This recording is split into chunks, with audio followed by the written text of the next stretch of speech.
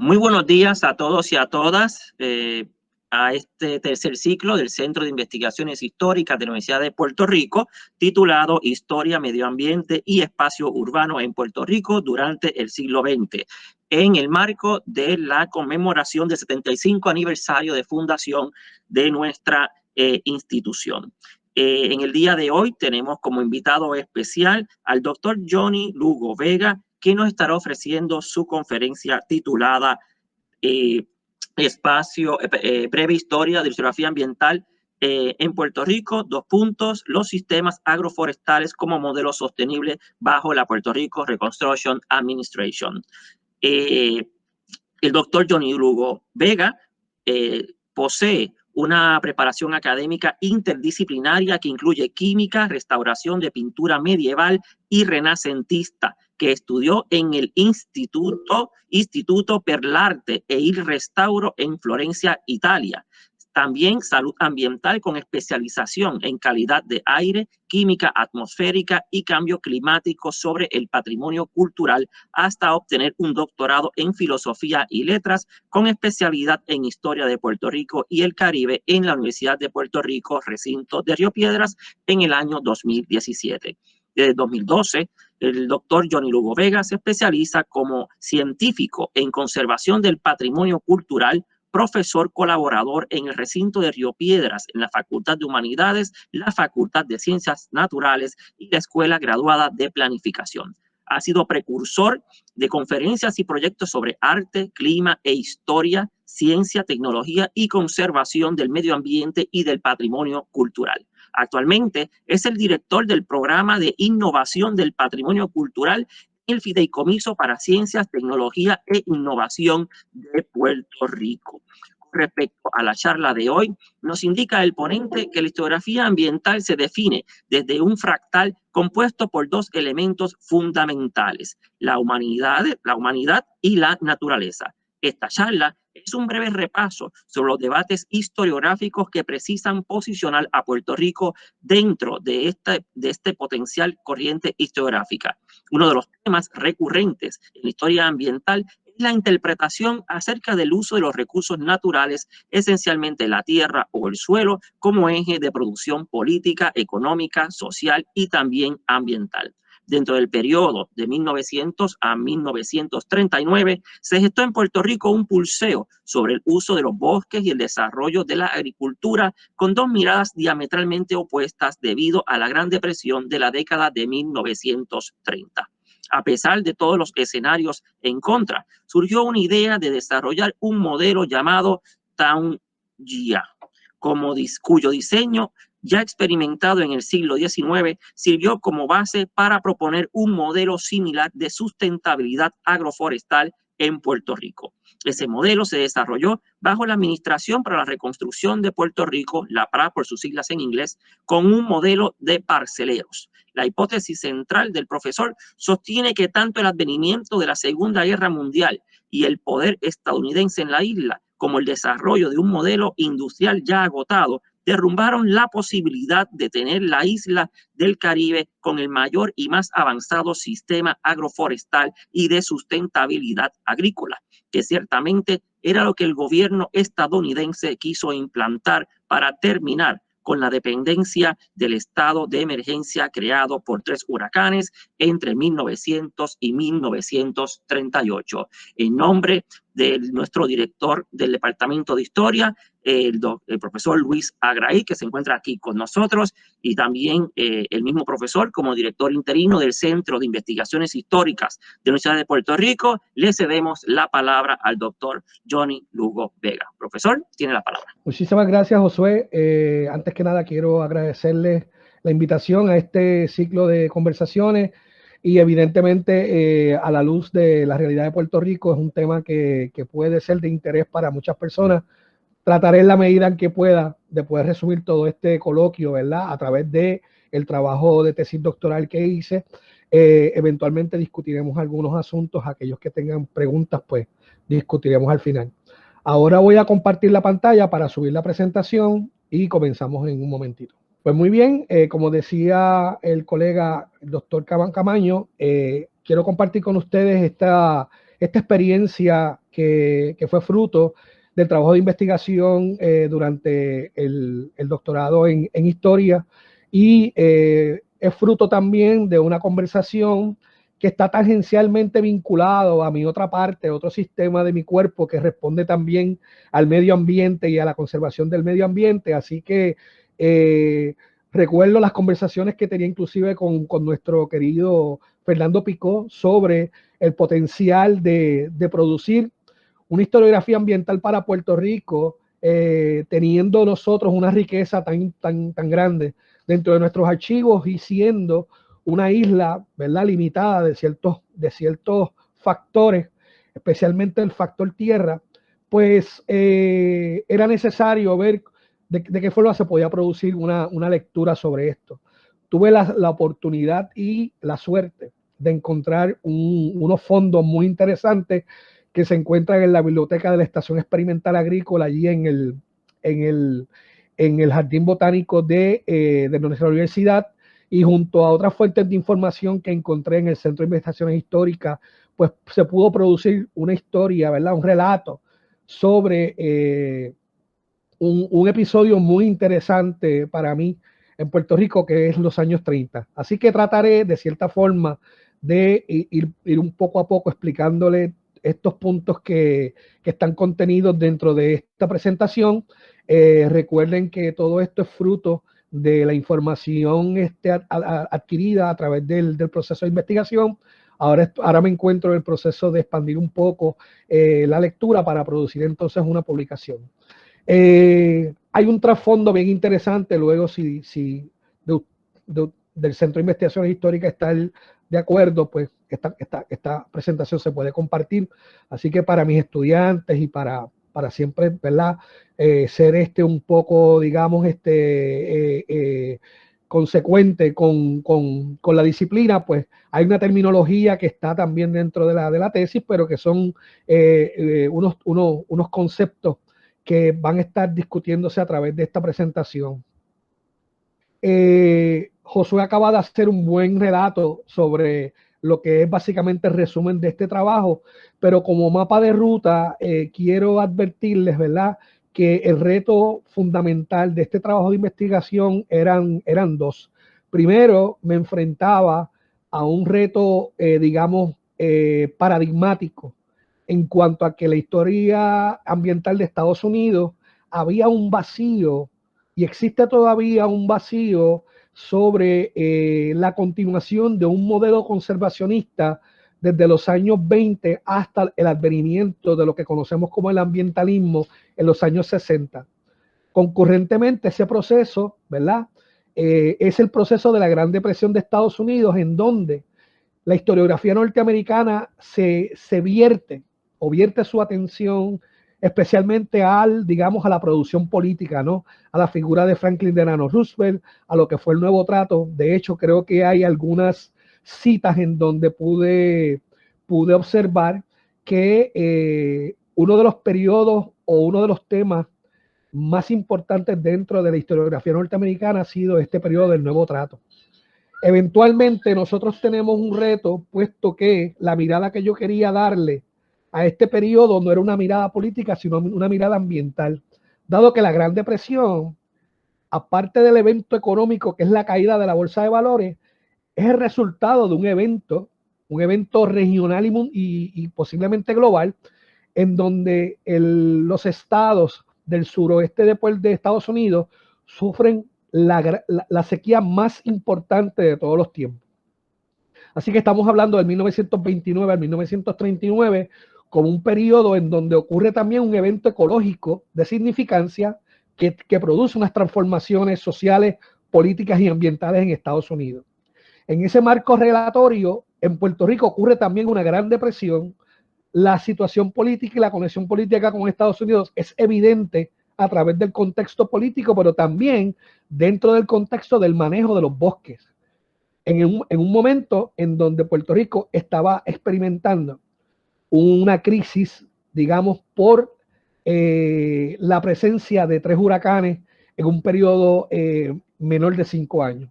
Así que el evento o este relato induce, ¿verdad?, a organizar una serie, una información en donde vamos a ver unos elementos protagónicos dentro de lo que es la estrategia norteamericana para apaciguar la emergencia en Puerto Rico a través de un advenimiento de fondos para mitigar los huracanes y sus resultados, muy parecido a lo que está ocurriendo ahora, pero también existe también una posibilidad de que podamos o hayan visto la posibilidad de crear un sistema a través del manejo agrícola y el manejo de bosque para mantener un sistema de autosuficiencia alimentaria que era básicamente la realidad del Puerto Rico del 30. Así que dentro del espectro general me gustaría comenzar sobre la propuesta de cómo yo abordé la historia ambiental en Puerto Rico. Evidentemente hay 3 rutas para abordar la historia ambiental en Puerto Rico, y las que utilicé fue básicamente el contexto europeo, el contexto norteamericano y el contexto latinoamericano. Es evidente que la historia ambiental tiene unos elementos muy importantes enmarcados en la geografía, en la antropología y en la ecología. Y dado el tiempo no puedo profundizar en ellos, pero sí estas disciplinas en la década del 20, al igual que las tendencias marxistas, la escuela de los anales, inclusive la microhistoria italiana, son puntos de inflexión historiográficos en donde se comienza a observar como protagonistas no solamente la historia, digamos, política y los acontecimientos como factores presenciales, sino que comenzamos a ver la vida cotidiana, los cambios, digamos, en las regiones rurales de Francia. Empezamos a ver una tensión y un giro historiográfico en donde esa producción historiográfica no solamente comienza a abrir unas líneas nuevas de entendimiento y de interpretación, sino también que crea unas temporalidades en las cuales nosotros podemos observar ese gran debate, ¿verdad?, que existe entre cómo podemos nosotros acercarnos con la disciplina desde las humanidades, entendiendo que las ciencias sociales tienen una aportación muy importante dentro del contenido histórico. Así que les invito solamente a observar cómo personajes de la Escuela de los Anales como Marc Bloch, Lucien Febvre, luego Fernand Braudel y Emmanuel Leroux-Ladurie comienzan a interpretar eventos naturales y eventos que no estaban constituidos como protagonistas históricos dentro de la narrativa, ¿verdad?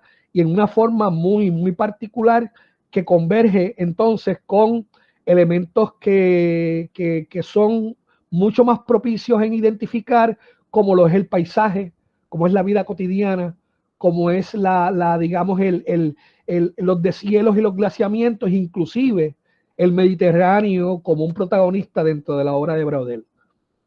Desde la perspectiva de Estados Unidos sí existe una, digamos, una conducción un poco más constructivista, y es específicamente porque la propia historia norteamericana y su movimiento expansionista hacia el oeste produce también unas miradas muy interesantes en donde colocamos la perspectiva del ser humano con el medio ambiente o la naturaleza.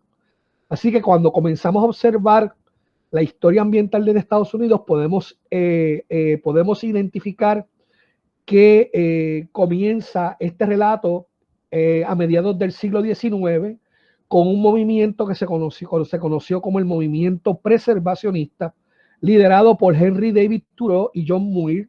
De hecho, John Muir fue eventualmente el fundador de lo que es una organización muy importante, ¿verdad? Reconocida hasta este momento. Así que estos 2 personajes entendían que la naturaleza era un espacio en donde no debía haber intervención política ni humana.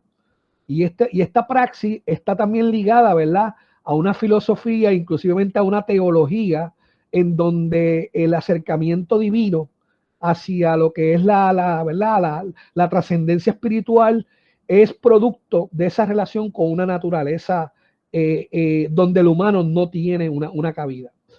Esto comienza a tener ciertas repercusiones cuando en Estados Unidos, a raíz del advenimiento del siglo XX, Theodore Roosevelt comienza a desarrollar lo que conocemos como el liderato de la conservación y la apropiación de las áreas boscosas en Estados Unidos y el desarrollo de lo que es básicamente el sistema forestal norteamericano. Así que ya comenzamos a ver, dada la relación de Puerto Rico con Estados Unidos, que tan temprano como en 1899, Puerto Rico comienza a formar parte dentro de la lectura de los espacios boscosos en el gobierno norteamericano. Entre 1902 y 1910, el gobierno federal, bajo la tutela de Theodore Roosevelt, contrata al primer jefe forestal, que fue Gifford Pinchot, y más adelante les hablaré un poco sobre este trasfondo, pero básicamente junto a Gifford Pinchot viene lo que se considera dentro del reto que tenía historiográfico, la observación de un modelo o de un paradigma que se va a conocer como conservación utilitaria. Es decir, cómo la conservación va a estar sujeta al uso de las aguas, la madera y los recursos naturales, pero de una forma aparentemente científica, en cuyas teorías están fundamentadas, ¿verdad? O provienen del propio ejercicio académico de Gifford Pinchot, que viene de una escuela francesa y producto también de lo que es el entendimiento de las ciencias forestales alemanas, que son las que originan este gran concepto que se conoce como silvicultura, que va a ser el concepto o digamos la praxis, digamos, de esta teoría de conservación utilitaria hasta posiblemente la llegada del 1930. Así que la era progresiva, básicamente en Estados Unidos, es producto, ¿verdad?, de esta filosofía en términos de los manejos forestales, pero también vamos a observar cómo producto también de la acción de ese traslado digamos, del urbanismo de la zona este, migrando hacia el oeste, va a producir también unos elementos o unos impactos ambientales a una escala en la cual se ha también identificado la mecanización de la agricultura como uno de los factores esenciales producto por el ser humano de impacto de antesala a lo que es el evento de la Gran Depresión y de la sequía que ocurrió en Estados Unidos entre 1929 al 1939. Así que dentro de mi ejercicio estaba a preguntar qué era el conservacionismo utilitario y cuál es el entendimiento, ¿verdad?, de ese tracto histórico a través de la lectura ambientalista. No podemos también dejar, ¿verdad?, ni obviar qué es lo que sucede en América Latina. Y posiblemente en América Latina nosotros tenemos una conceptualización mucho más cercana, puesto que el tema ambiental tiene un origen un poquito mucho más antiguo que estas tendencias historiográficas. Estamos hablando que el concepto y las discusiones y los debates de la historia ambiental latinoamericana se sustentan desde lo que es el concepto del saqueo ambiental o el mercantilismo que produce la extracción de los bienes, digamos, y recursos naturales, con toda la hegemonía, ¿verdad? Y todo el desarrollo de esos imperios europeos a través del desarrollo de las colonias, no solamente en el Caribe, sino también en toda América del Sur, donde eventualmente tenemos unos espacios como lo es el Amazonas, como son las regiones mineras de los Andes, que fueron básicamente sistemas que tuvieron un impacto tan significativo que todavía nosotros no podemos ver ni visualizar ese impacto de esa extracción o ese extractivismo dentro del contexto de los sistemas y recursos naturales en América del Sur. Así que hay unas teorías también muy interesantes que convergen con el acercamiento desde la historiografía ambiental, como es el propio reformismo militar y político de Estados Unidos y su política exterior, la econometría que viene también acompañada con las teorías interesantes de lo que es el desarrollo y el subdesarrollo, ¿verdad? Esos metarrelatos y esos epístemes que están básicamente dirigidos a clasificar y a catalogar los países por la oportunidad que tienen de estar al nivel del estándar de Estados Unidos en términos de capital globalizante. Así que ahí tenemos toda la política desarrollada en 1970, en donde convergen Immanuel Wallerstein, Prebisch, inclusive el activismo para la protección de la explotación de los recursos en el Amazonas con la figura de Chico Méndez, y evidentemente el inicio, ¿verdad?, de la conceptualización a nivel global de esa devastación forestal en el Amazonas a través de lo que se conoce como el Hamburger Connection, que no es otra cosa que la gran producción de carnes en el mundo y cuyo consumo, digamos, la repercusión inmediata es que todas estas fábricas de ganadería estaban devastando o estaban produciendo, ¿verdad?, un impacto en el área forestal del Amazonas. Así que no es hasta los 90 en donde tenemos entonces un entendimiento en unos nuevos debates y unos acercamientos historiográficos donde superamos la teoría del saqueo, pero también no olvidamos, ¿verdad?, que la conducción en la América Latina es producto, ¿verdad?, de unos impactos que todavía están repercutiendo en la economía de los países. La historia ambiental de Estados Unidos, en términos historiográficos, en palabras de varios de sus historiadores como Donald Worsted o John McDale, nos dice que la historia ambiental comienza en el 1970. Y es precisamente, ¿verdad?, esos años 70 en donde nosotros también podemos observar que comienza la regulación de lo que es el efecto de la contaminación ambiental. O sea, es decir, o quiero llevarles al entendimiento de que para un historiador que está trabajando fuentes primarias relativas a la conceptualización social, el desarrollo societal, es bien evidente, ¿verdad?, que nos podamos distanciarnos de lo que son los impactos del ser humano sobre la naturaleza. Y lo interesante de esta conversación, como decía el doctor Crosby, es que ahora mismo nosotros no podemos volver atrás en la idea de que el ser humano no está fuera de la naturaleza. Lo que ha habido es una reconceptualización de la naturaleza sobre el concepto del medio ambiente, en donde sí el ser humano está incluido, puesto que esta relación es la que produce, como decía anteriormente, este fractal donde vemos replicándose, ¿verdad?, posiblemente con la misma morfología, esa relación humano-medio ambiente que es producto de todas las acciones y los efectos que tenemos ahora mismo. Así que evidentemente no podemos olvidar tampoco que los debates encaminados en los años 60 sobre los reclamos de los derechos civiles, los movimientos, digamos, antiguerra y todo lo que tiene que ver con los reclamos sobre la protección del medio ambiente forman parte de ese segundo tramo de la historia ambiental norteamericana que también es vista en otros ojos, incluyendo la América Latina. ¿Cuál es el contexto ambiental desde Puerto Rico? Pues evidentemente nosotros tenemos esta relación enmarcada, no solamente en la condición jurídica con Estados Unidos, sino también la tenemos enmarcada en las decisiones que se tomaron en el pasado, en nuestra relación con nuestros recursos naturales.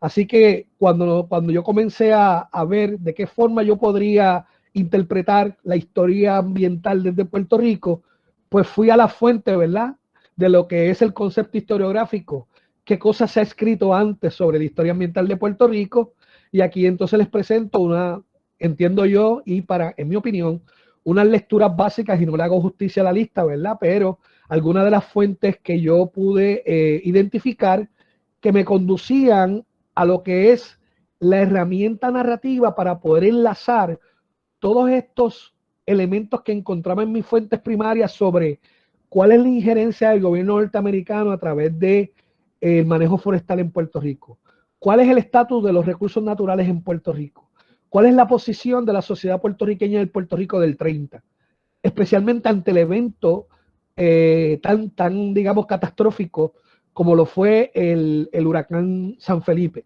en el 1928.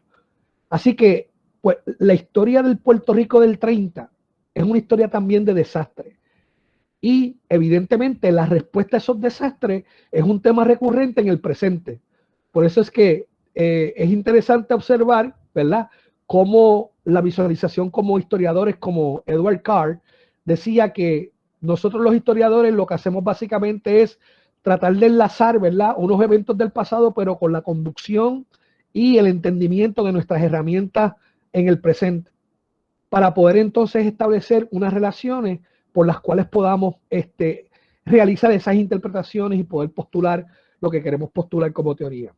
Así que para mí era muy importante observar lo que se había escrito sobre la historia de Puerto Rico, especialmente en ese libro espectacular del viaje a la isla de Puerto Rico de Pierre Ledru, la historia de Fray Íñigo Abad y la Sierra, que inclusive da datos y observaciones sobre el Puerto Rico rural del siglo XIX, el excelente trabajo de Juan Justi Cordero sobre la historia ecológica en Piñones, que básicamente entiendo que es uno de los productos más importantes dentro de lo que va a ser nuestro desarrollo ahora como historiografía ambiental en Puerto Rico. La fuente más cercana que tuve fue el Panorámica Histórico Forestal de Ángel Rodríguez Cristóbal, que es un excelente recuento sobre lo que es la injerencia de la protección de los recursos boscosos durante la intervención o el periodo español. Y evidentemente fuentes muy interesantes que van acompañando diferentes constructos que se van interpretando a través del digamos, del relato. Como decía, ¿verdad? No precisamente tenemos que buscar un hecho. Ahora mismo hay una posibilidad dentro de la historia ambiental que inclusive, y esto yo, qué bueno que está Natalia por ahí, inclusive desde las ciencias ambientales nosotros podemos interrogar unas fuentes primarias muy interesantes como son sedimentos, núcleos de hielo en lugares glaciales.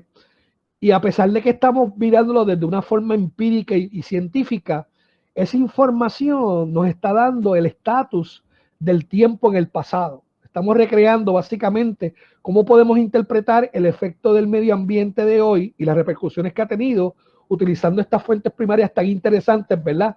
Como son los sedimentos en las lagunas y los lugares estuarinos, y también lo que son los núcleos que se pueden rescatar en lugares glaciales en donde se concentran todas las emisiones de gases del planeta.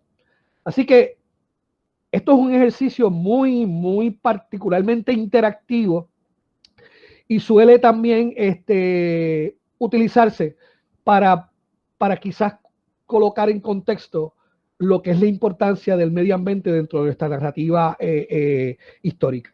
Así que les presento básicamente el formato, ¿verdad?, de la tesis, en donde quiero compartir cómo en el caso particular la relación de Estados Unidos con Puerto Rico era la relación más importante, entendiendo que la teoría era ver si dentro del conservacionismo utilitario, a través de las reformas y los procesos políticos adjudicados en Puerto Rico a través del manejo de los bosques, habría sufrido algún cambio o no dentro del contexto puertorriqueño. Y mi posición es que la respuesta es sí, puesto que el imaginario norteamericano no fue la primera vez en donde se induce a ver de que Puerto Rico no es un flat island, tenemos montañas, tenemos una conformación biofísica muy interesante, tenemos unos sistemas orográficos muy interesantes, y esa realidad biofísica induce realmente a lo que era el entendimiento desde Washington para manejar una crisis producida por 3 huracanes en los años 30. Así que teniendo eso como un marco relativo, me tocó a mí buscar en las fuentes primarias a ver si encontraba información en donde yo podría reconstruir con mucha probabilidad si hubo o no un sistema que pudo estar más representativo desde la realidad de Puerto Rico versus el de Estados Unidos. Y aquí es donde entra el modelo que se conoce como Tonja, del cual les voy a hablar más adelante. Les tengo también ahí el link de una de las fuentes muy interesantes, puesto que no solamente la conducción del tema naturaleza o recursos naturales, en este caso los recursos forestales y agrícolas, en el 1930 son producto de la temática, sino también la organización política y social de la economía agrícola de Puerto Rico, especialmente en las zonas rurales, viene acompañada con unas transformaciones y una serie de agencias que resultaron particularmente más atadas a lo que es el elemento agrícola que el elemento forestal. Y es de aquí que nace entonces esa conjugación de los sistemas agroforestales en Puerto Rico, según el planteamiento, ¿verdad?, de lo que pude investigar. Pero no solo eso, el origen de los sistemas agroforestales en Estados Unidos tiene de por sí un origen en Europa, especialmente como les comentaba, en donde Gifford Pinchot fue propiamente ejercitado o adiestrado, ¿verdad?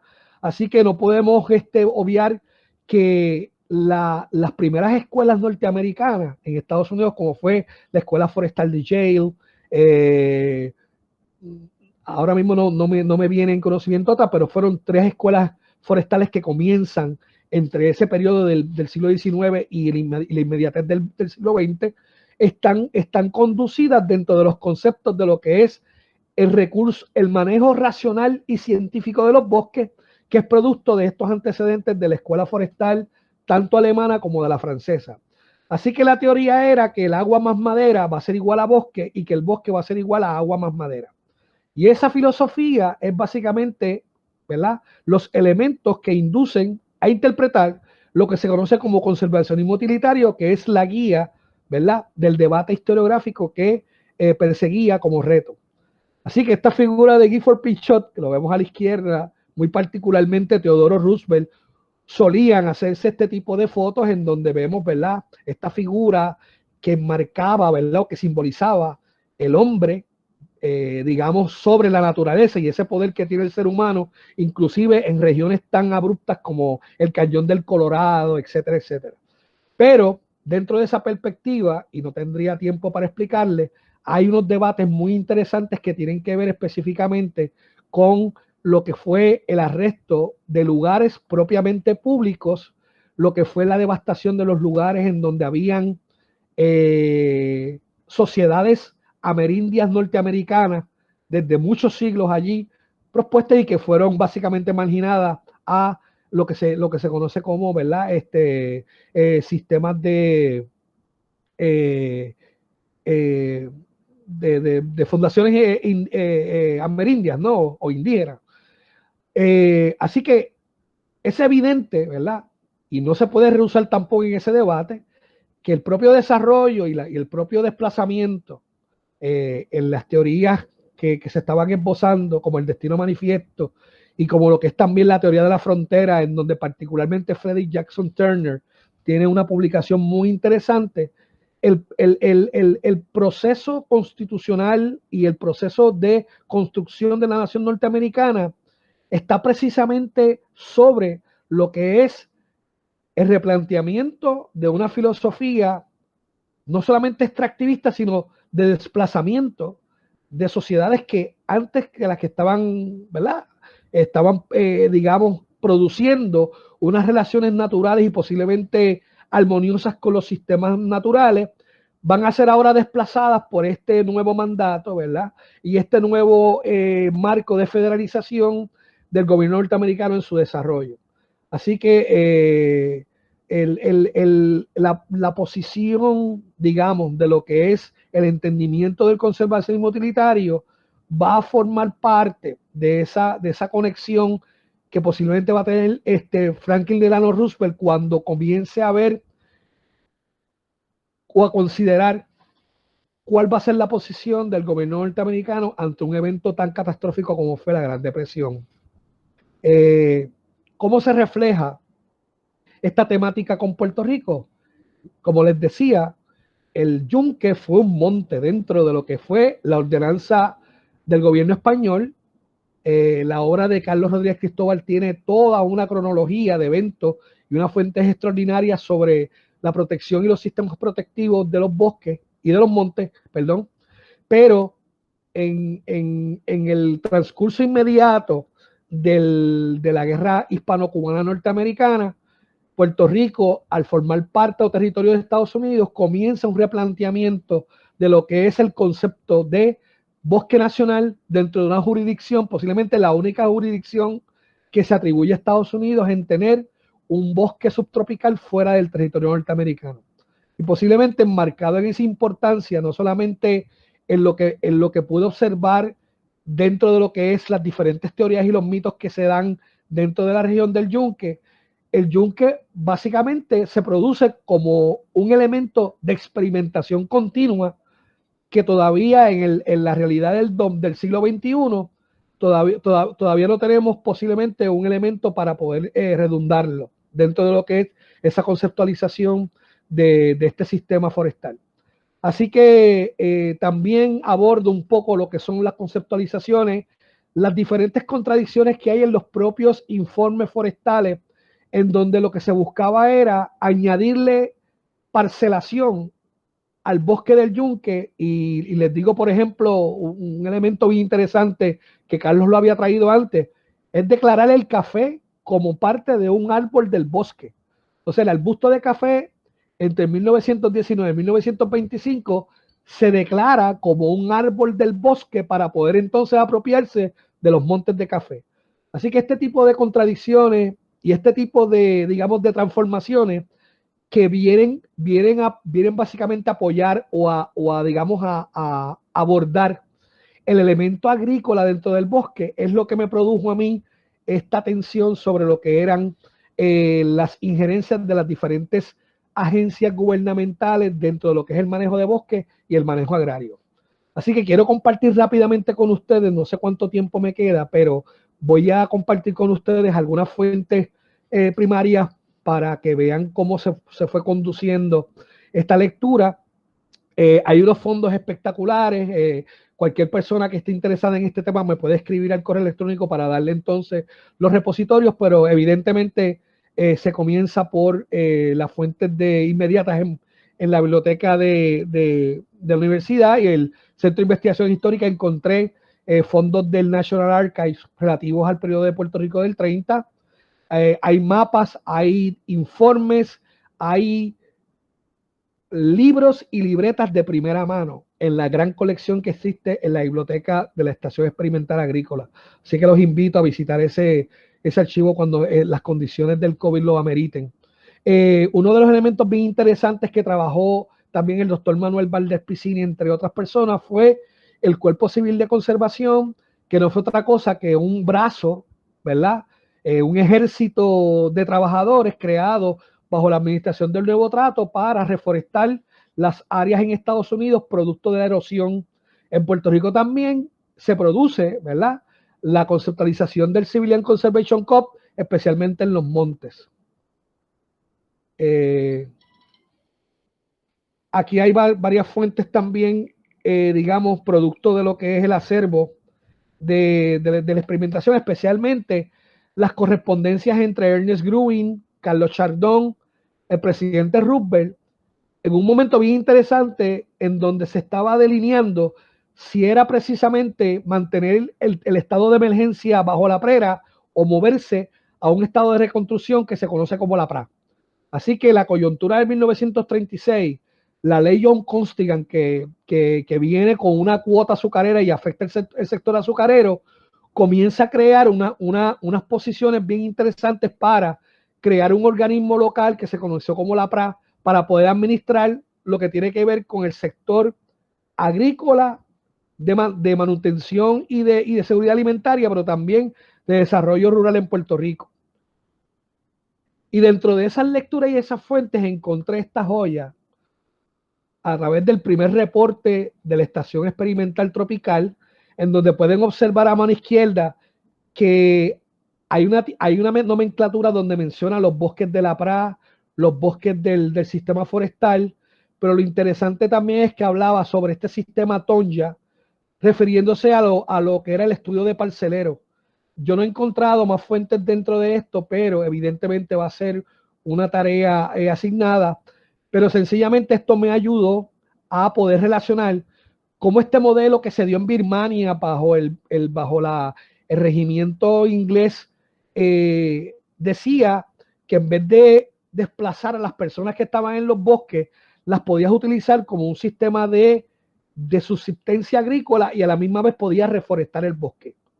Este concepto básicamente fue el que me indujo a pensar que la PRA se estaba moviendo hacia este sistema de parcelero en entendimiento en la importancia que tiene la conjugación de los sistemas agrícolas con los sistemas forestales en el Puerto Rico del 1936.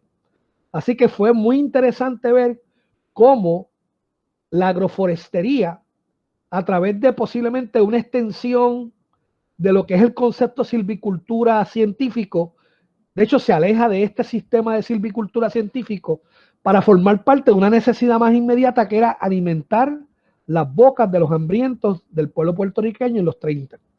Así que esto constituye un elemento bien interesante en donde vemos la conjugación de reportes y sistemas de bosque junto con sistemas agrícolas.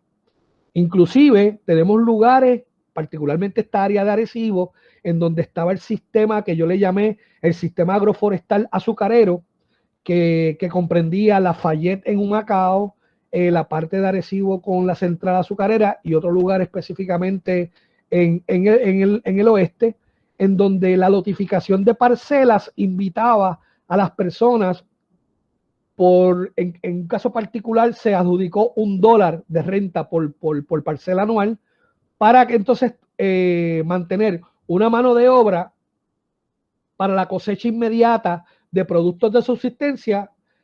La Civilian Conservation Corp le ayudaba a hacer la casita que llamaban la casita de la PRA, y entonces también esto estaba adjudicado a un sistema, digamos, de, ¿verdad? Todavía de los colonos, pero eventualmente es un sistema que muy bien se puede interpretar como un sistema de autosuficiencia para una economía regional. En este caso particular, pude encontrar fotos donde podría ver, como es en este caso particular, cómo los campamentos del Civilian Conservation Corps estaban allegados a los sistemas tabaqueros, cafetaleros, inclusive de frutos y árboles menores y madera, en lo que fueron los sistemas como el de Salduondo en Luquillo, en Calley, digamos cerca de allí de lo que fue la fábrica de tabaco, la Consolidated Cigar, que es producto de ese desarrollo eventual, y estos sistemas en donde encontré, ¿verdad? Aquí les presento mi teoría de lo que es la unidad del sistema Tonja bajo la PRA, que es la casita de la PRA, el bosque que se sembraban inclusive árboles para romper el viento y no afectaran las semillas de plátano y guineo, que eran básicamente los productos de comercialización inmediatos. Aunque ustedes no lo crean, tengo fotos donde había huertos caseros y digamos, el agricultor o el parcelero tenía un sistema de autosuficiencia, digamos, conectado con el sistema constitucional oficializado, ¿verdad? Bajo la PRA. Así que esta imagen para mí fue la imagen que me condujo a teorizar que, aunque fallido, la PRA tuvo en sus manos la oportunidad de desarrollar un Puerto Rico a través de una tecnología agroforestal, pero que el advenimiento de la Segunda Guerra Mundial, inclusive el inicio de lo que fue crear una corporación para crear una planta de cemento que originalmente está ubicada allí al lado de Buchanan, y el sistema de producción de generación eléctrica junto al urbanismo, la creación de las primeras urbanizaciones, van alejando esa posibilidad de tener un Puerto Rico agroforestal que termina justo en el 1939. Saben que ya en el 1940, con el advenimiento de la guerra, viene el modelo de manos a la obra conducido por el Partido Popular, liderado por Luis Muñoz Marín. Así que, en conclusión, esa transformación de un potencial sistema agroforestal adviene por la aceptación de la diferencia entre lo que es la realidad biofísica de los bosques de Puerto Rico con los bosques de Estados Unidos. La legitimación de la erosión como problema básicamente fue un mito que eventualmente fue subsanado con unas soluciones, particularmente con siembra de arbustos comestibles que están cercanos a lo que es la relación agrícola más que una relación forestal. De hecho, tengo que decirles que inclusive los experimentos de convertir el bosque del yunque en un aserradero también fallaron, puesto que la madera no era una madera que podía constituir, ¿verdad?, ese volumen que producían las maderas en los bosques de Estados Unidos. Aunque fue algo detrimente para la agricultura, pero bajo el mismo sistema norteamericano del desarrollo azucarero, esa transformación de la AAA y la declaración de la inconstitucionalidad de la Agricultural Adjustment Act produce en la figura de Franklin Delano Roosevelt una propuesta que va cercana a lo que se conoce como la conservación ahora desde una posición mucho más social que la conducción forestal típica de lo que es el conservacionismo utilitario. Y de ahí mi tesis, en donde que esa creación de las parcelas socioagrícolas en el modelo Taunya en Puerto Rico pudo haber sido, ¿verdad?, ese piloto emblemático por el cual sí renunciamos luego del 40, pero no vemos cómo ahora nosotros podemos reconstruirlo y reutilizarlo junto a nuestra necesidad. No quería irme, y no sé cuánto tiempo me queda, no quería irme sin hablarles un poco sobre el tema del medio ambiente, porque precisamente la sociedad y el medio ambiente conjugan, ¿verdad?, esta historia ambiental que les planteaba. Y quiero compartir con ustedes unos datos que básicamente son muy importantes. Y es que la sociedad mundial, a partir no solamente del periodo de lo que fue la industrialización y la era industrial, sino que a partir del 1940, la sociedad ha conducido una serie de actividades que nos ha llevado a un calentamiento planetario sin precedentes, en aumento consistente, hasta llegar a unos límites que básicamente sobrepasan nuestros límites históricos en posturas como lo fue la revolución industrial. Así que el tema del cambio, del calentamiento global es un tema, debe ser un tema muy importante dentro de la narrativa del historiador, porque los eventos locales y globales sí producen transformaciones sociales. Y el último que tuvimos fue el Acuerdo de París, en donde el mundo está tratando de ponerse de acuerdo en que el sobrepasar 2 grados Fahrenheit va a producir unos eventos catastróficos a nivel mundial.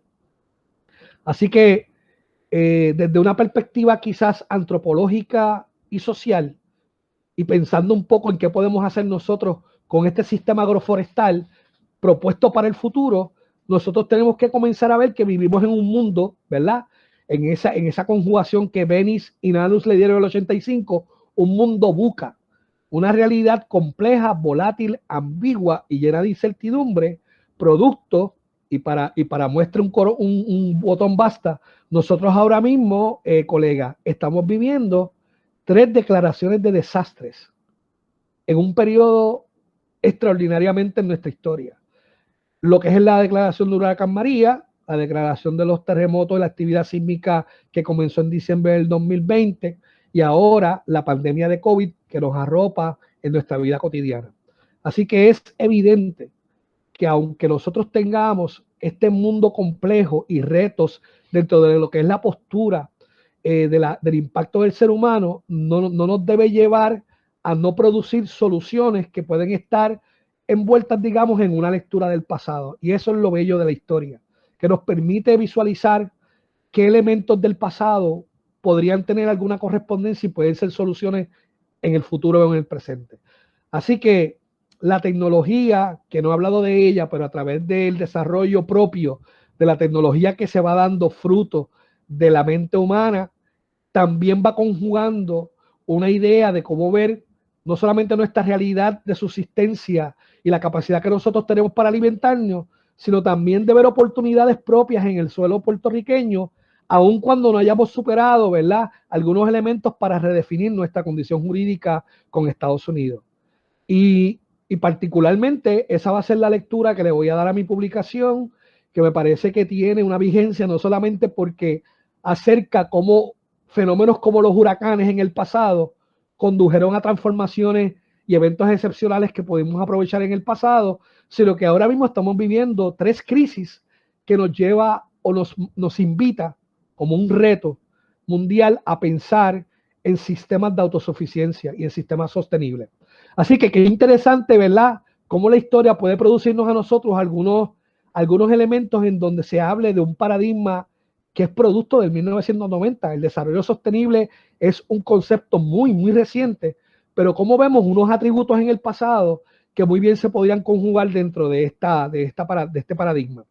Así que termino invitándolos a que vean iniciativas como la que está produciendo mi organización, como es la Academia del Cacao, que está apostando en la mirada a estos sistemas agroforestales y de autosustentabilidad. Y definitivamente creo que son buenos pasos para poder entonces nosotros producir soluciones dentro de nuestra realidad del presente y futuro. quiero agradecerle a la doctora Lugo, al doctor Manuel Rodríguez, a la ingeniera Lucy Crespo, que es mi supervisora, por darme el tiempo de compartir con ustedes, el doctor Jorge Valentín, que está liderando el proyecto de la Academia del Cacao, y a todos ustedes por ser tan amables de compartir este ratito conmigo. Así que si tienen alguna pregunta, voy a dejar de compartir la pantalla para poder entonces estar con ustedes. Muchísimas gracias al doctor Johnny Lugo Vega por tan excelente presentación. En mi caso personal, tiempo, Josué? Sí. Ahora venimos a la parte de preguntas y comentarios. Iba a decir que yo conozco los intereses de Johnny desde hace un montón de años, desde que estaba aquí en la universidad, en la oficina de Opaso, y él embelequeando con los estudiantes, ¿verdad? Aquí y por allá, y ahora el magnífico trabajo que hace allá en donde está. Entonces, tenemos algunas preguntas del público, las pueden hacer a través del chat. Voy a dejar con ustedes a la compañera Magali Cintrón Boller, la bibliotecaria del Centro de Inversión Histórica, para que proceda a decirle o a pasarle a Johnny las preguntas que el público está haciendo en el chat de la aplicación. Antes de comenzar con la sección de preguntas, quiero comentar que la tesis de doctoral del doctor Johnny Lugo Vega se titula La transformación del manejo forestal estadounidense en Puerto Rico del siglo XX, 1917-1939, que defendió en el año 2017, está disponible en línea en la base de datos ProQuest Dissertation and Thesis de la Universidad de Puerto Rico, recinto de Río Piedra. Este recurso lo pueden acceder personas, ¿verdad? Empleados, estudiantes o profesores del recinto de Río Piedras y de aquellas otras universidades que hayan comprado, ¿verdad? O que paguen por la base de datos. Lo comento por si alguien está interesado en leer un poco más, ¿verdad? Acerca del trabajo, digamos, doctoral de nuestro ponente de hoy. Entonces, vamos ahora a la sección de preguntas. La primera pregunta que vi por aquí es la del doctor Dalín Miranda Salcedo. Se graduó de doctorado del programa de grado de Historia de Río Piedra, es colombiano y trabaja en la Universidad del Atlántico en Barranquilla, Colombia. Fue uno de nuestros ponentes y ha participado ya en otras ocasiones. Dice, felicito al doctor Lugo por su conferencia sobre un tema tan importante y poco trabajado. Se me ocurre preguntarle si ha pensado en la relación entre plantación y crisis ecológica en Puerto Rico y el Caribe. También sobre turismo y ecología en el presente. Y termina con un breve comentario. Dice, Reinaldo Funes trabaja esto para Cuba. Gracias. Pues muchas gracias a De Jesús. La respuesta inmediata es, sigo pensando en la relación entre plantación y crisis ecológica en Puerto Rico y en el Caribe. De hecho, uno de mis ensayos historiográficos fue versado sobre, digamos, el tema del extractivismo que mencionaba, ¿verdad? De esa mirada de Latinoamérica, donde también está incluido los sistemas de plantación y los sistemas esclavistas, ¿verdad? Como elementos también de impacto ambiental. Evidentemente, esto tiene que ver justo con no solamente el periodo del azúcar, sino también el periodo de, como muy bien dice él, el gran proyecto y el trabajo de Reinaldo Funes sobre de bosque a sabana y esa transformación de los bosques a llanos transformados, el paisaje transformado, posiblemente por el arresto de la leña como materia prima y combustible, como sucedió en Brasil, como sucedió en Belice, como sucedió en todos estos lugares donde teníamos sistemas esclavistas y sistemas de bosque. Así que sí, es un tema, es una línea que está incluida dentro de lo que es el tema del extractivismo latinoamericano, pero puntualmente hay trabajos, muchos trabajos sobre esa relación de los sistemas de plantación y medio ambiente. Muy bien. La ¿Algo más, doctor Lugo? ¿Perdón? ¿Algo más sobre... No, ok. Sí, perdón, está compuesta de dos partes. Sí. Que si turismo y ecología en el presente, sí, acabó, básicamente estoy ahora en una organización sin fines de lucro donde tenemos un modelo que estamos propiciando básicamente el rescate, no solamente de los valores tangibles, sino de los valores intangibles, inclusive a través de lo que es el archivo y los documentos de archivo, ¿verdad? Que nos pueden dar a nosotros una narrativa mucho más complementaria y mucho más, digamos, precisa de lugares en Puerto Rico, especialmente para que piense esto. Tenemos una historia muy interesante sobre lo que es todo el proceso de la economía, digamos, de la piratería en los siglos XVII al XIX, ¿verdad? XVIII, que pueden haber muchas fuentes donde nos diga a nosotros que esa bahía, déjame ver si cojo una al azar, esa bahía de Guánica, antes de la invasión o el enfoque que se da de invasión norteamericana, era un nido de piratas y era un lugar donde básicamente era un producto de una fuente o un lugar de comercialización de una economía caribeña a través del contrabando. Y hay elementos muy interesantes sobre eso que pueden explotarse a través de proyectos ecológicos turísticos interpretativos en este caso. Muy bien, doctor. La próxima pregunta viene de Josué Camaño. En el caso de Puerto Rico, ¿qué sectores o personalidades se enfrentaron en torno a la conservación de los bosques? Josué, tú me vas a hacer releer la tesis, ¿verdad? Mire, que la tengo aquí al lado mío, pero mira, voy a tratar de capturarlos, pero evidentemente podría quizás en un correo, doctor Camaño, darle, pero sí, yo me fijé básicamente en tres grupos de personalidades. Primero, las personalidades que fueron responsables del desarrollo de la idea forestal en Puerto Rico, que comienza con el propio Gifford Pinchot, hasta los jefes forestales que el sistema forestal tuvo en Puerto Rico desde inicios del siglo XX hasta Ariel Lugo, que se acaba de retirar y que es una persona que ha vivido básicamente a través de la historia del yunque, ¿no? Así que hay varios personajes, especialmente enfoqué los personajes de lo que son las personas que son los responsables de la política forestal norteamericana. Hay una pregunta que vi por ahí que es muy interesante y lamentablemente no voy a producir los nombres, pero sí a la persona que me está preguntando luego para reconectarlo, el cuerpo legislativo conformado a inicios del siglo XX, que es importante que sepan, ¿verdad? Que hubo un cuerpo legislativo en Puerto Rico, hubo una legislatura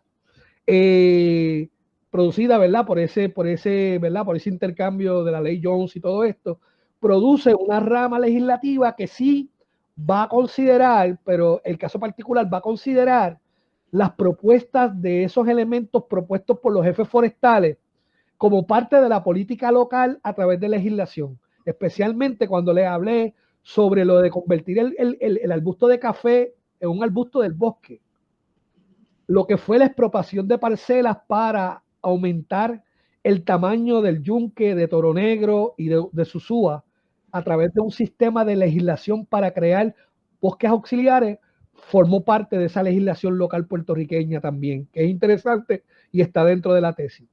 Y eventualmente, Josué, los personajes que quizás nosotros conocemos como Carlos Chaldón, Rafael Méndez, todos los propulsores de lo que fue la Puerto Rico Reconstruction Administration, que muy probablemente, ¿verdad? Con Ernest Gruin en la cabeza, tenemos también personas muy importantes como el secretario del Interior en Estados Unidos que comparte correspondencia tanto con Gruin y con Chardon, y eventualmente los gobernadores norteamericanos, ¿verdad? Que también forman parte de las decisiones que se toman en términos a lo que es el desarrollo de los bosques.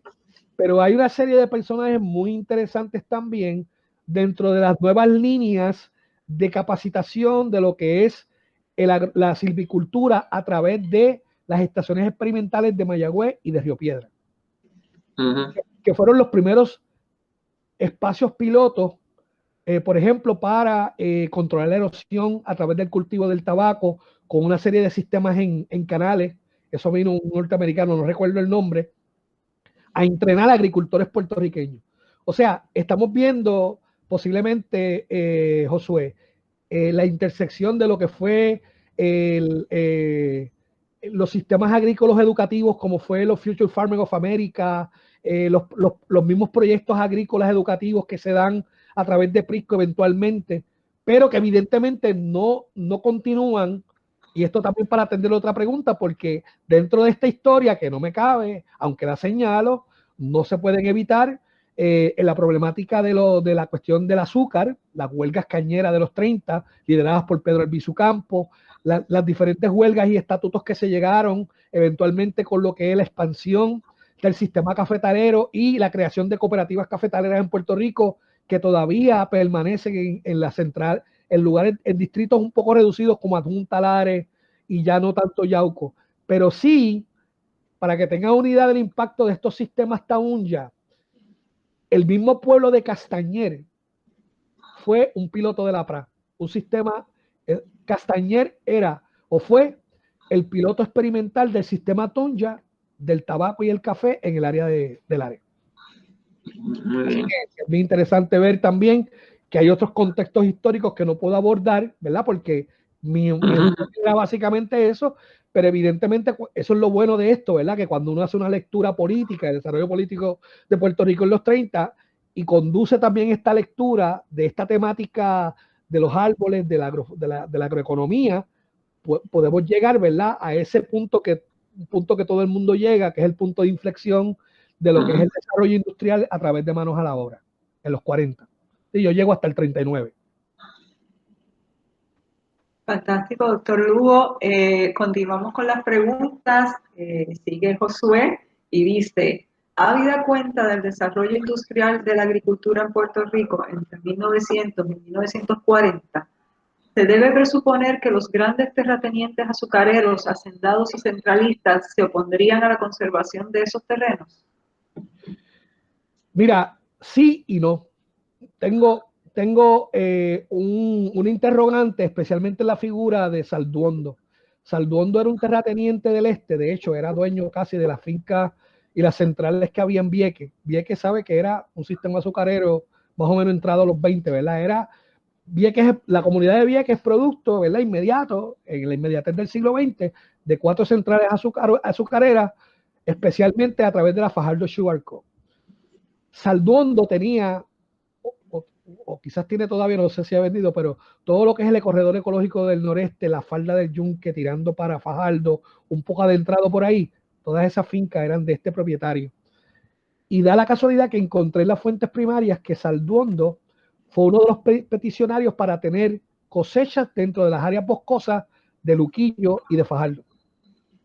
Y él se convierte en un personaje que está a favor del sistema de parcelero, especialmente porque necesitaba mano de obra para cosechar ciertos frutos de subsistencia para los trabajadores de la caña que estaban en la costa. Y en cuanto a los grandes centralistas, obviamente ahí está también una puja, porque una vez decidido a través de la ley John Costigan que se va a fijar una cuota azucarera y a través de la AAA, recuerda que todos estos excedentes al principio pudieron lidiarse con la PRA, pero eventualmente fue el punto de, ¿verdad?, digamos, de conflicto, porque no solamente ya se estaban apropiando de terrenos para producir fincas de colonos y hacer la molienda a las centrales, que le quitaba básicamente, digamos, la oportunidad de tener otras propiedades, como es el caso, digamos, de, ay Dios mío, Genio Sosa es un personaje que tiene esta finca que va desde Luquillo hasta San Jos. Y de hecho, San Jos, la comunidad de San Jos, fue otro piloto de la PRA, porque allí estaba otra finca experimental de la PRA, bajo el sistema Taunja. Así que Genio Sosa va vendiendo y va produciendo unas ganancias, pero lo que tenía en términos de siembra azucarera, que era un poco más para Canóvanas, un poco más para el llano, es evidente que se le arrestan todas estas tierras y él básicamente desiste de comprar tierras para el azúcar, se sale de la cuestión azucarera y entonces comienza a producir ganadería, ¿verdad? De comercio regional y de sustento a través de las otras parcelaciones que se hicieron en el otro lugar que está más cercano al Yunque y a Canóvana arriba. Y claro, todo lo que tiene que ver con figuras importantes como lo fueron los primeros administradores de la propuesta de la cooperativa de café, tienen dentro de sí, ¿verdad?, una serie de conflictos que básicamente no se van subsanando, puesto que el problema del café, aunque ustedes no lo crean, ya va acentuándose por la poca mano de obra que hay en el campo. O sea, tenemos que también ser justos, ¿verdad? Y aquí hay un montón de colegas historiadores que tocan el tema, pero no debemos olvidar que los años 30 también produce esta migración, ¿verdad?, de zonas rurales hacia la ciudad, buscando mejora en su calidad de vida. Así que con eso se va también la mano de obra agrícola, muy parecido a lo que está pasando ahora y por lo cual no tenemos esa oportunidad. Así que evidentemente hay agricultores que sencillamente desisten de mantener siembra y se producen algunas instancias en donde a través de cooperativas se puede manejar un poco ese nivel de resistencia y de apropiación de lo que son los sistemas cafetaleros en Puerto Rico. Más o menos. Bien, nos quedan 2 preguntas más. Entiendo que de alguna manera ya aludió, el doctor Lugo aludió a esto, pero la repito. Todos estos proyectos conservacionistas venían desde el gobierno federal o en Puerto Rico la Cámara de Delegados primero y luego la Cámara de Representantes, al igual quizá que algún gobernador norteamericano originó proyectos de conservacionistas. El concepto conservacionista enmarcado en Puerto Rico se producía a través de la idea del conservacionismo utilitario que era del Forest Service. Okay. Al Forest Service comenzar a explorar a través de esos estudios que los llamados bosques de Puerto Rico no constituían la fortaleza para instituir ese tipo de conservacionismo. Recuerden que la utilitariedad a través de la silvicultura y las propuestas forestales era mantener un bosque, pero también usarlo para madera y extraer, ¿verdad? Elementos. De hecho, el debate norteamericano en Estados Unidos, y qué lástima que tenía una imagen de una caricatura, una animación, que decía que pasamos del wilderness al lumberyard. Y hay una teoría del lumberyard que se convirtió básicamente en un conflicto en Estados Unidos en donde se estaba cuestionando si los bosques iban a ser preservados o sencillamente se estaban utilizando para enriquecer mucha gente que estaba en la industria de la madera, incluyendo los primeros aviones de la Primera Guerra Mundial, fueron hechos de madera. Y para eso servía todo este mecanismo. Puerto Rico es un lugar limitado y entonces por eso es que comienza a darle diferentes perspectivas experimentales y todavía el Yunque sigue siendo un espacio experimental, ¿verdad? Así que la teoría de que el conservacionismo utilitario se transforma es porque entra la injerencia del USDA, el Departamento de Agricultura Federal, que ya había comenzado en el 1920 un programa que se conocía como el Soil Conservation Service. ¿Ok? Y también para atender otra pregunta que había en el ruedo, a pesar de que había legislaciones más favorables a lo que es las iniciativas del gobierno norteamericano, porque era un gobierno norteamericano que básicamente, ¿verdad?, tenía esta batuta que era, ¿verdad?, algo simbólico. Sí hubo personas, de hecho, tengo que mencionarles Nathanael Britton, que fue un botánico que estudió el Yunque y estuvo en el Yunque con su esposa. Nathanael Britton fue de las primeras personas científicas que se pararon en una comisión ante la legislatura de Puerto Rico para decirle que el problema de deforestación era evidente y que había que trabajar de alguna forma una legislación para eso. Así que sí se trabajaron proyectos de ley, y hay algunos por ahí, yo creo que Carlos Rodríguez Cristóbal también los menciona.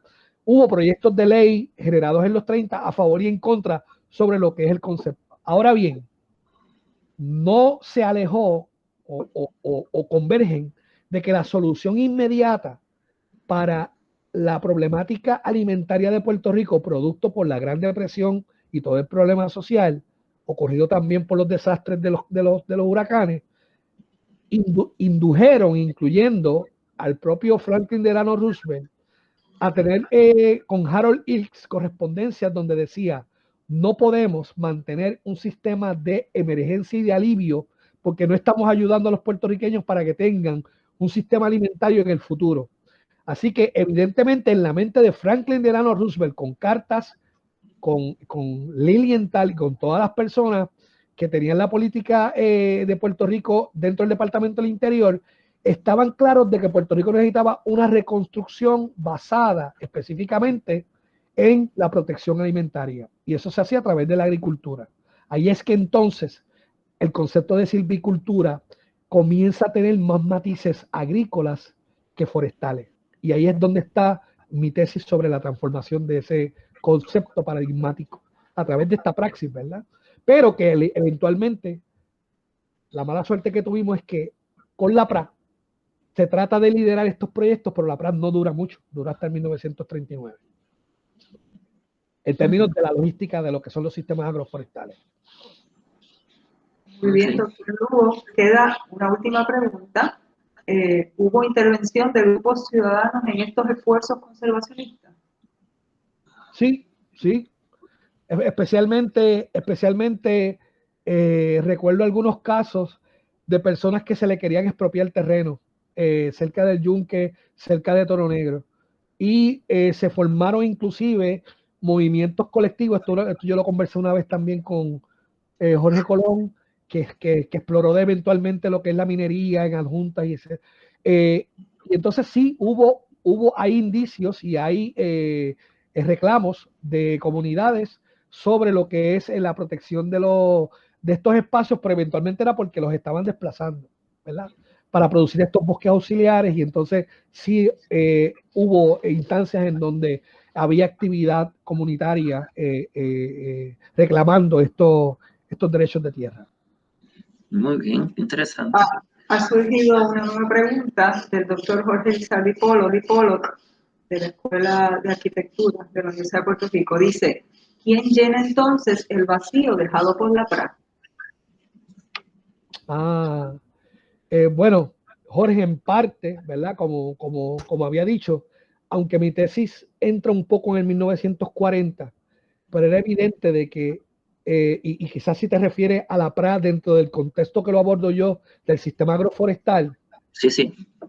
Inclusive Luis Muñoz Marín adopta varias iniciativas que ya estaban conducidas a través de los sistemas agroforestales. Por eso es que hay algunos programas dentro de lo que es Manos a la Obra que van revisitando el campo y tratando de crear proyectos de desarrollo agrícola para el café y el tabaco. Eso continúa. Lo que pasa es que la idea básicamente es una idea enmarcada en una estructura de industrialización, ¿verdad? Y ese concepto de industrialización es el que fomenta que los procesos de agricultura de Puerto Rico comiencen a enlatarse en los 40. No sé si recuerdan que en los 40 es la época del enlatado. Aquí es que ocurre toda esta historia muy interesante que también Guillermo Baral produce, que son las industrias que se dan entre el 30 y el 40.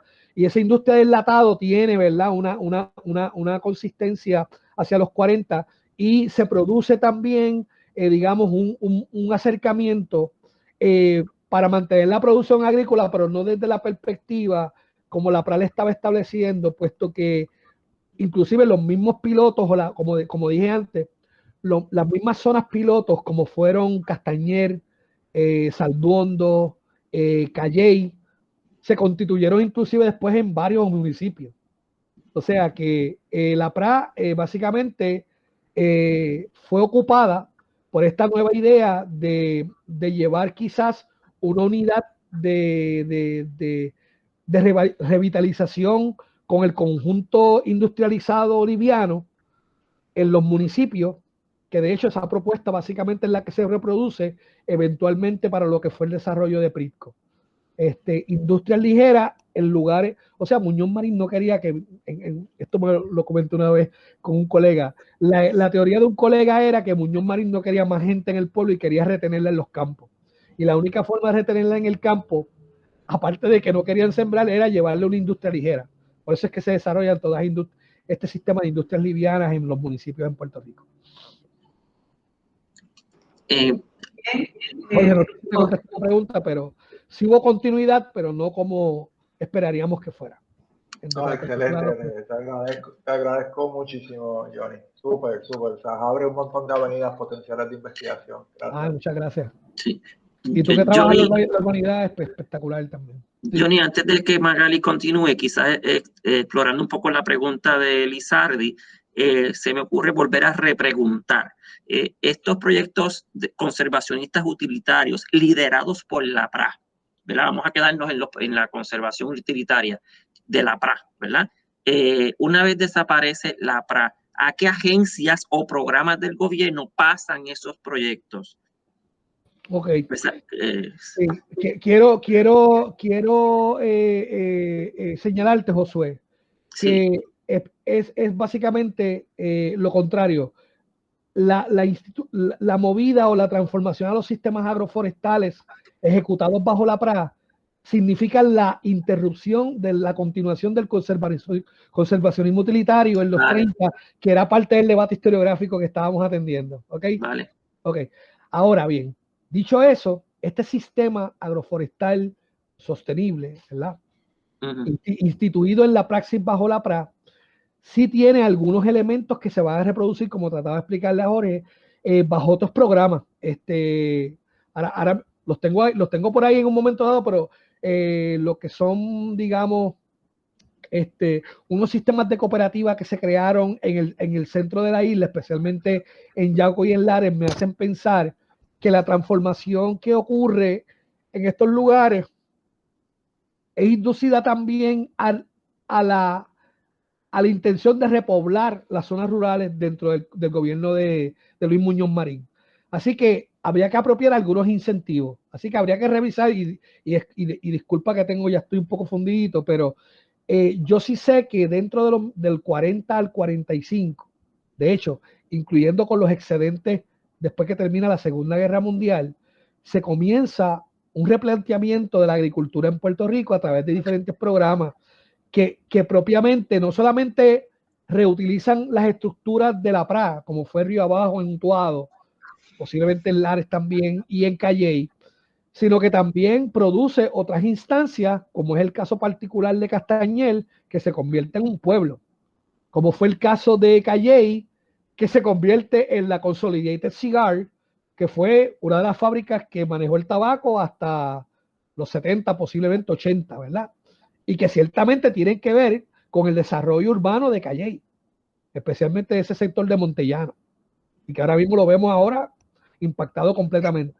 O sea que es bien interesante, posiblemente, quizás ser más responsable para contestarte la pregunta, pero posiblemente repasar, Josué, el contexto, y qué bueno que está Jorge aquí, el contexto paralelo también de cómo se da el repoblamiento de estos municipios y zonas que quizás periurbanas, más cercanas a la ruralidad, pero constituidas dentro del municipio, que convergen con los sistemas replanteados que tenía la PRA, no solamente en estructura, sino también en finca. Pero sí sé que los programas tienen una irrupción bastante clara y evidentemente no sé qué pasó en términos de lo que eran las iniciativas, de lo que es también la nueva legislación a través de lo que es el sistema de notificación, ¿verdad? Tenemos que ver que muy probablemente los primeros indicios de planificación en Puerto Rico se dan posiblemente desde la geografía política de Rafael Picó, que es una figura que viene también arrastrada desde el Plan Chaldón y el Nuevo Trato. Pero sí, básicamente, ese sistema de planificación urbana o el contexto de planificación que se da dentro de los principios de industrialización de Puerto Rico deben de tener ese último sabor de los productos de la PRA en términos de lo que íbamos a hacer nuestro desarrollo agroforestal en Puerto Rico. Vale. Lo que sí te puedo decir es que algunos sistemas se quedaron, particularmente como es Susúa, el Monte del Estado, Oaxaca, como unos sistemas también de recreación que también formaron parte de la filosofía del nuevo trato, ¿no? Con el Cuerpo Civil de Conservación, donde se le da mantenimiento, la misma Torre Britton es parte la piscina de la mina del Yunque. Fueron proyectos del nuevo trato, que todavía después, enmarcados en lo que es el disfrute del bosque, ¿verdad? Del llamado bosque, instituyen un sistema de recreación que tiene continuidad, pero no sé si tiene la misma mirada en términos de lo que era esa planificación que se coordina, ¿verdad? Que produce esa irrupción muy particular en los años 39. Muy bien. Han surgido un par de preguntas más. La primera, entiendo yo que atada a la que hizo el doctor Jorge Lizardi acerca de quién llenaba el vacío dejado por la PRA, pregunta la doctora Grisel Zurillo Luna, la Autoridad de Tierras 1941. Precisamente dos factores que, ¿verdad? Modestamente no los profundicé, pero yo dentro de mi trabajo particular, doctora, identifiqué dos elementos bien interesantes que muy bien, y son productos de la PRA también, que fue la planta de cemento o el proyecto de utilización del cemento, ¿verdad? Como un símbolo de progreso. Y esto también no es una idea nueva. Esto viene inclusive de la mente de Hitler, ¿verdad? Con los Autohaus. Es producto también de la mente de Franklin Delano Roosevelt, cuando comienzan a hacerse autopistas para que la gente vaya en su carro y vea el bosque desde su carro. Así que no era de extrañarnos que nos llegara el cemento como un elemento, ¿verdad?, contraproducente a lo que es un sistema agrícola. Y evidentemente el desarrollo, aunque sí tuvo unos matices bien importantes en los 20 con la figura de Antonio Luchetti, el desarrollo, digamos, de los sistemas de electrificación de Puerto Rico sí tiene un impacto significativo que le da continuidad a lo que fue el sistema de fuentes fluviales, ¿verdad? Con los sistemas de irrigación eventuales de Isabela, Guayama, etcétera, etcétera. Pero sí ese desarrollo, ¿verdad? Ese desarrollo de llevar sistemas energéticos que comienza con Toro Negro, que comienza después en Río Blanco, el potencial de desarrollo lo tenemos nosotros, ¿verdad? Como un gran trasfondo, ¿verdad? La Autoridad de Fuentes Fluviales pasa a ser la Autoridad de Energía Eléctrica y este tipo de infraestructura no solamente ocupa unas parcelas muy codiciosas dentro de áreas completamente con potencial agrícola, sino que todavía continúa siendo un issue, ¿verdad? Donde se colocan estas infraestructuras, especialmente en zonas con potencial agrícola, ¿verdad? Así que sí se ocupa de cierta forma con otros proyectos que muy bien van, digamos, dirigidos a esa idea de progreso, a esa idea de llenar, digamos, la expansión del concepto urbanizable en Puerto Rico a través de los 78 municipios.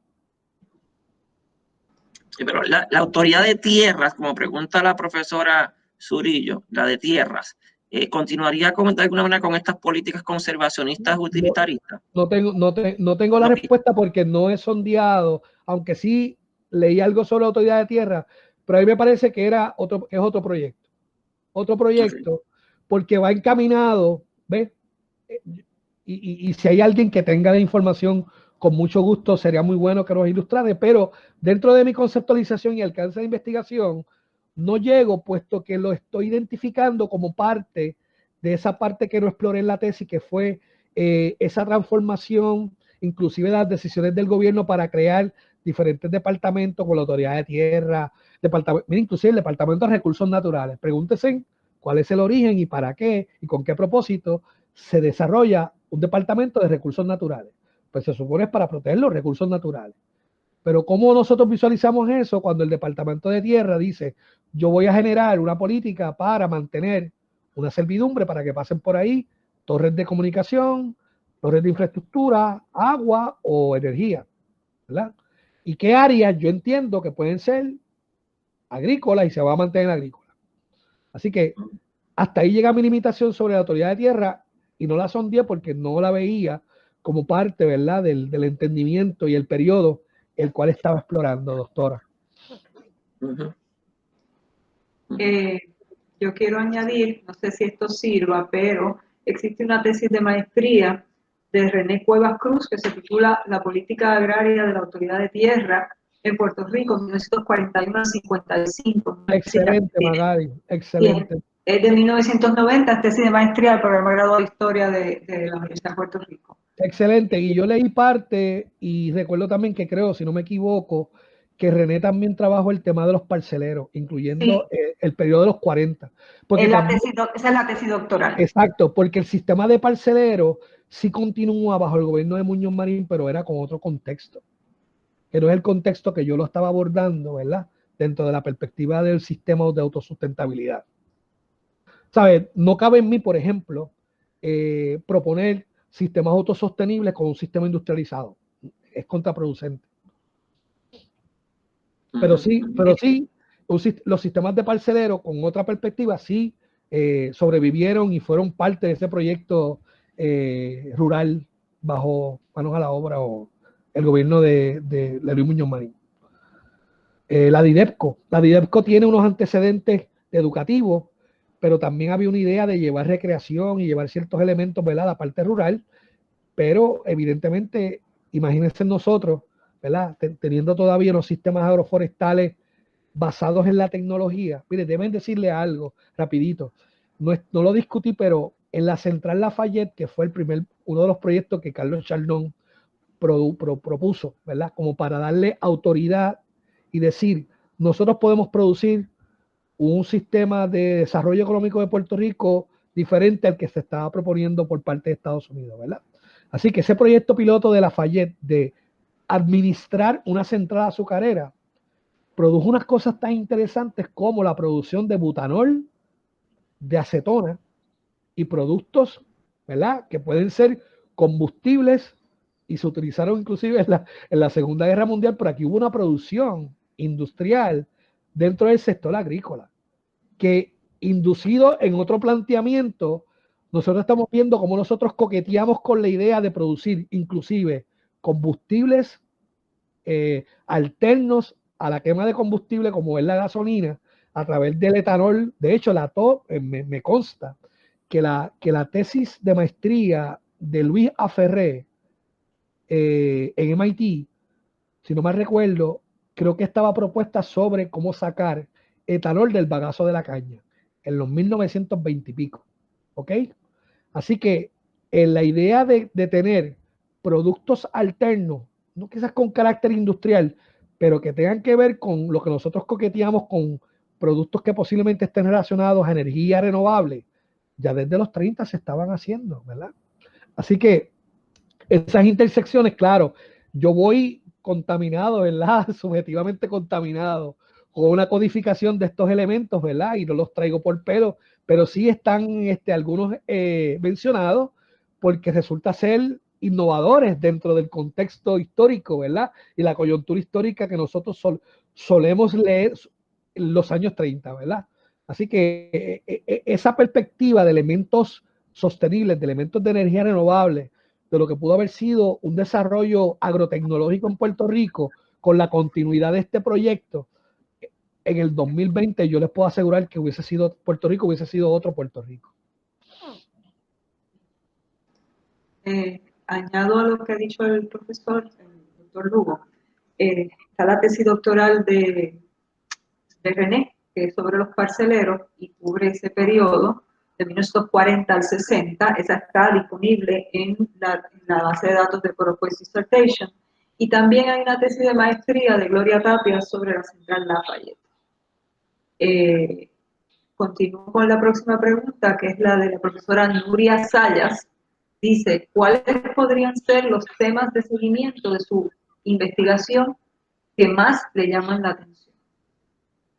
De hecho, los pretendo abordar ahora con la publicación de mi tesis, está el fenómeno para que tenga una idea, me abre la puerta para manejar lo que es el contexto o el concepto de riesgo y vulnerabilidad a través de esa lectura del pasado. Un poco también se me quedó en el tintero esta conjugación de elementos semi-industriales que se estaban dando entre el 30 y el 20, el 30 y el 40. Yo tengo a punto de caramelo, ¿verdad? Un draft también sobre la historia de los fertilizantes en Puerto Rico, y todo esto comienza con una persona que yo no sabía que existía y que se llama Juan González Cuyar, que fue graduado de MIT, al igual que Ferré, pero fue ingeniero químico y la primera persona que propone para Puerto Rico la producción de superfosfato ante la ausencia y la carencia de materia prima fertilizante que era restada en nuestros picos de producción agrícola para la Primera y la Segunda Guerra Mundial. Así que esa historia de los fertilizantes como explosivos para la Primera Guerra Mundial tiene una lectura a nivel de Estados Unidos, de Alemania, bien interesante, pero ver que se producen contextos y coyunturas en Puerto Rico que están alineadas a esos eventos globales son los temas que a mí me gustaría darle continuidad en este proyecto. Muy bien, nos queda una pregunta más, que es la de Jesús Colón Moreno. Dice, ¿dónde estamos parados hoy y cómo compara con los años anteriores relacionado a los periodos de desastre y las declaraciones de emergencia de los 1900 y los actuales? Cuando dice actuales se refiere 2017 al 2021.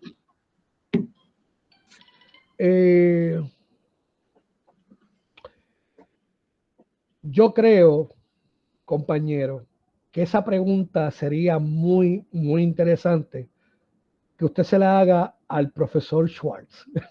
Yo, para no pecar, ¿verdad? De no poder confundirlo, pero en la temática del desastre, yo me alimenté de los trabajos de Stuart B. Schwartz, porque hay una relación bien interesante que también la voy a proponer en esta publicación. Por eso es que quiero abordar los conceptos de riesgo y vulnerabilidad, que son producto, ¿verdad?, de estas coyunturas inmediatas y actuales, pero que se dan también, porque no se da, o sea, si ocurrió un huracán en el pasado, muy probablemente habrá ocurrido una respuesta. Y ese precisamente es el tema del doctor Schwartz. Ahora, ¿qué tipo de respuesta se le da? Pues hay que darle una mirada a la respuesta oficializada del gobierno, si ha sido eficiente, cómo ha sido y qué utilizó para eso. Esas son preguntas que quedan dentro de lo que fue no solamente el evento de los años 30. Recuerden que Puerto Rico comienza su historia en el 1899 con el huracán San Ciriaco, que devastó la isla completamente. Posiblemente acabó con el café y la producción de café que venía del siglo XIX.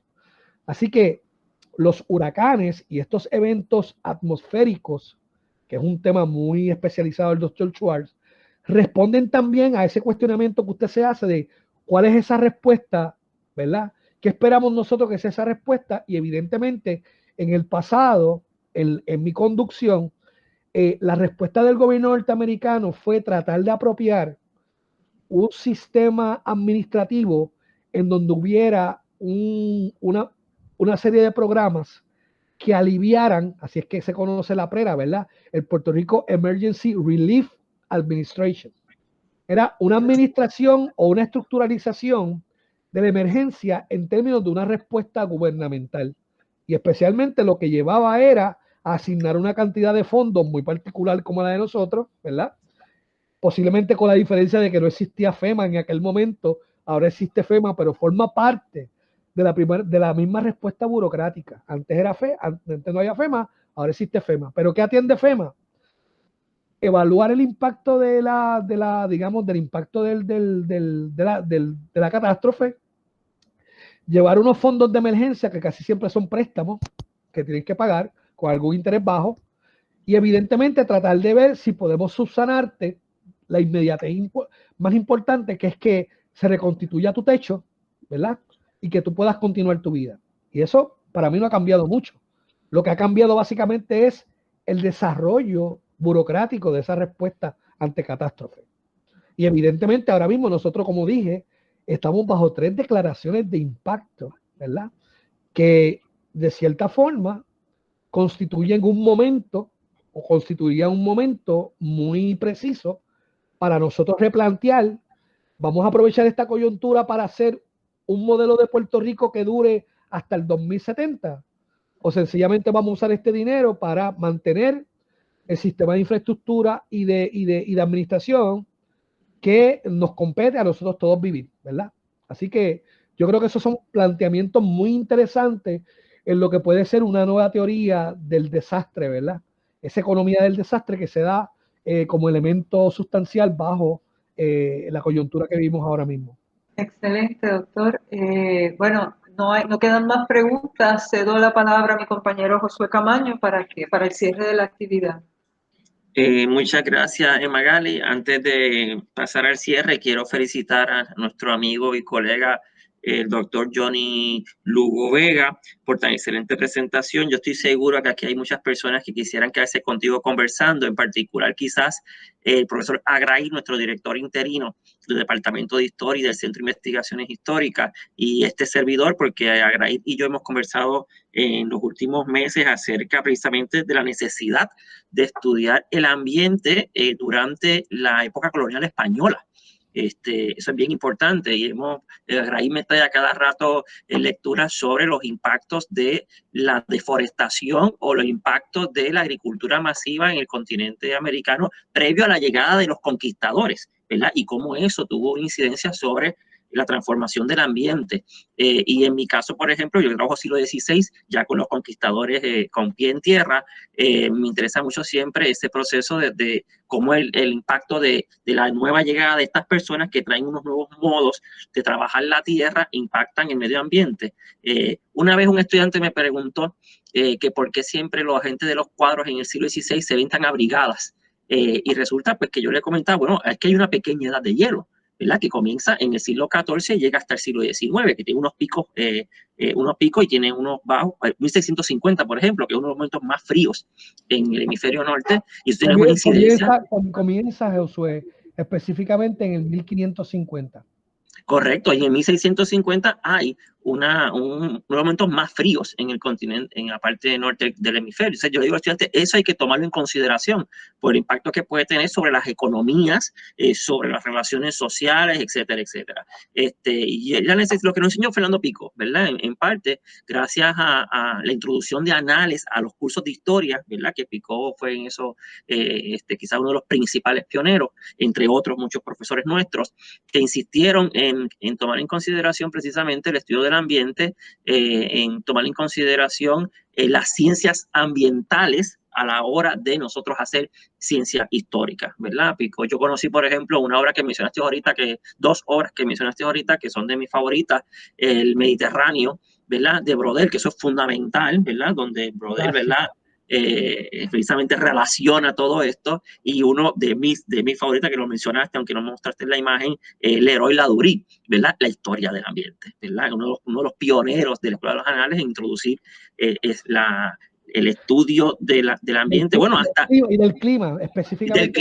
Del clima. El hombre sí, Ladurie básicamente lo que hace es demostrar cómo hay una historia en los periodos bien, ¿verdad? Remotamente, con una temporalidad tan lejana como es la de glaciación, ese proceso paulatino. Correcto. Del deshielo, y cómo nosotros podemos utilizar esos elementos para poder hacer una narrativa, ¿verdad? Que mantenga en ruedo cuál es la respuesta y cuál es la relación con el ser humano, ¿verdad? Correcto. Gracias a Pico conocí esa obra, y Pico nos decía, tomen en consideración las estadísticas del clima, ¿verdad? A la hora de ustedes pensar en los procesos históricos, ¿verdad? Los momentos fríos, los momentos de calor, etcétera, etcétera. Y yo me alegro mucho de tu presentación, porque vuelves otra vez a refrescarnos y a acordarnos de la importancia de tomar en consideración lo que es no solamente la historia ambiental per se, sino integrar a la historia propiamente, ¿verdad? Lo que son las ciencias ambientales, ¿verdad? Porque eso nos puede abrir muchos